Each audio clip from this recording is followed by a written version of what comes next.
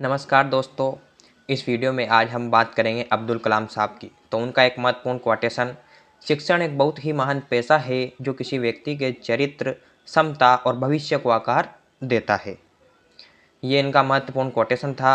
और हम एक दूसरे कोटेशन पर बात करते हैं। अगर तुम्हें सूरज की तरह चमकना हो तो पहले सूरज की तरह जलना सीखो।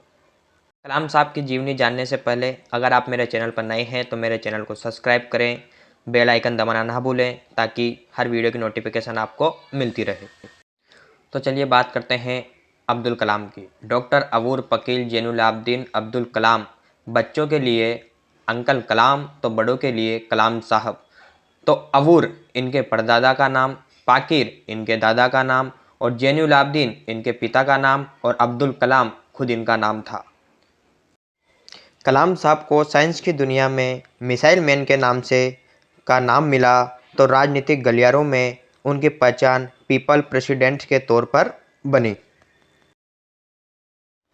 कलाम साहब की पूरी जिंदगी किसी ऊर्जा के समान है जिन्होंने अखबार बेचने से लेकर भारत के पहले नागरिक यानी राष्ट्रपति बनने तक का सफ़र तय किया।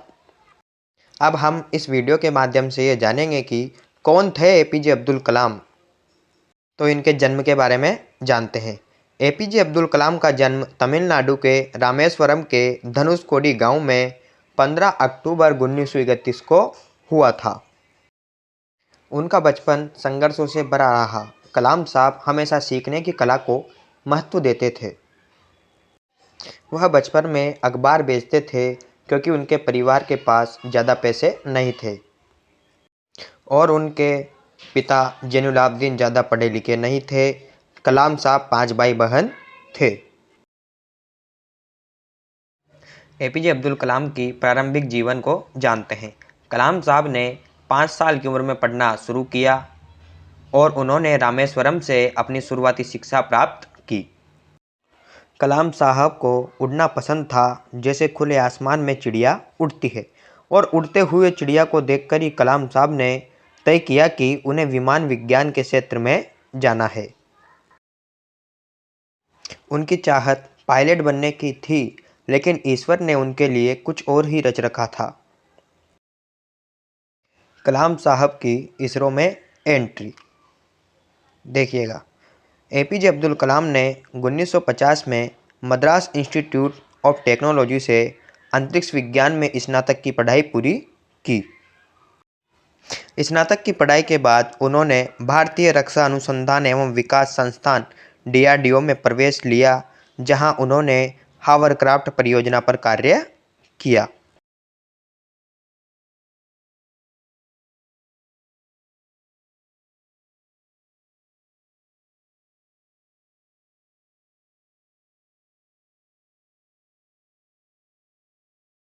इसके बाद वह 1962 में भारतीय अंतरिक्ष अनुसंधान संगठन इसरो में आए।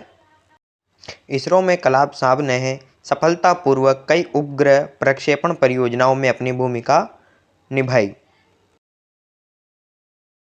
अब वीडियो में हम पता करेंगे कि एपीजे अब्दुल कलाम को क्यों कहा गया मिसाइल मैन। इसरो में एपीजे अब्दुल कलाम ने परियोजना निदेशक के तौर पर भारत के पहले स्वदेशी उपग्रह प्रक्षेपण यान SLV-3 के निर्माण में महत्वपूर्ण भूमिका निभाई। इस यान से भारत ने रोहिणी उपग्रह सफलतापूर्वक अंतरिक्ष में भेजा था। इस मिसाइल को बनाने में उन्होंने कड़ी मेहनत की थी, जिस वजह से उन्हें मिसाइल मैन कहा गया। इसके बाद कलाम साहब ने देश को कई सारे मिसाइल दिए। कलाम साहब ने पृथ्वी, अग्नि, त्रिशूल, नाग व आकाश नामक मिसाइलों का निर्माण किया था। इसी कारण इन्हें मिसाइल मैन कहा जाता है। एपीजे अब्दुल कलाम ने पोखरण से भारत में दुनिया को दिया था संदेश। एपीजे अब्दुल कलाम जुलाई 1992 में भारतीय रक्षा मंत्रालय में वैज्ञानिक सलाहकार बने। कलाम साहब के नेतृत्व में भारत ने 1998 में पोखरण में अपना दूसरा सफल परमाणु परीक्षण किया। इससे पूरी दुनिया को भारत के महाशक्ति बनने का एहसास दिलाया। इस मिशन में कलाम साहब ने अभूतपूर्व योगदान दिया। अब बात करते हैं कलाम साहब के राजनीतिक सफ़र की। एपीजे अब्दुल कलाम 18 जुलाई 2002 को देश के 11वें राष्ट्रपति बने, जो गैर राजनीतिक राष्ट्रपति थे। राष्ट्रपति बनने के बाद भी कलाम साहब के स्वभाव में कोई बदलाव नहीं आया और इसी के बदौलत उन्हें जनता के राष्ट्रपति की उपाधि मिली। कलाम साहब ने राष्ट्रपति भवन के दरवाजे जनता के लिए खोल दिए। ऐसे कई किस्से हैं जब राष्ट्रपति भवन में उनके साथ कोई आम इंसान या किसान खाना खा रहे होते तो कभी पुलिस वालों से बात कर रहे होते। कलाम साहब 2007 तक राष्ट्रपति पद पर रहे। राष्ट्रपति के पद से मुक्त होने के बाद एपीजे अब्दुल कलाम ने देश के विभिन्न कॉलेजों संस्थानों में काम किया। उन्होंने लोगों के बीच रहना पसंद किया। वह हमेशा देश के नागरिकों से मिलते थे। कलाम साहब ने कई पुस्तकें लिखी हैं। उनकी पुस्तकें लोगों के बीच काफ़ी लोकप्रिय हुई। कलाम साहब का सपना 2020 तक भारत को शक्तिशाली और आर्थिक रूप से समृद्ध बनाना था। कलाम साहब की महत्वपूर्ण पुस्तकें: Agni ki Udaan, India 2020 a vision for two new millennium, mission of India a vision of India news, the scientific Indian a twenty first century guide to the world around us, ignited mind, mission India, my journey, inspiring thought, a manifesto for change, advantage India, reignited, you are born to blossom, wing of fire autobiography है। APJ Abdul Kalam को मिले मुख्य पुरस्कार: 2014 doctor of science Edinburgh विश्वविद्यालय Britain द्वारा इनको दिया गया और 1998 में वीर सावरकर पुरस्कार भारत सरकार द्वारा इन्हें दिया गया।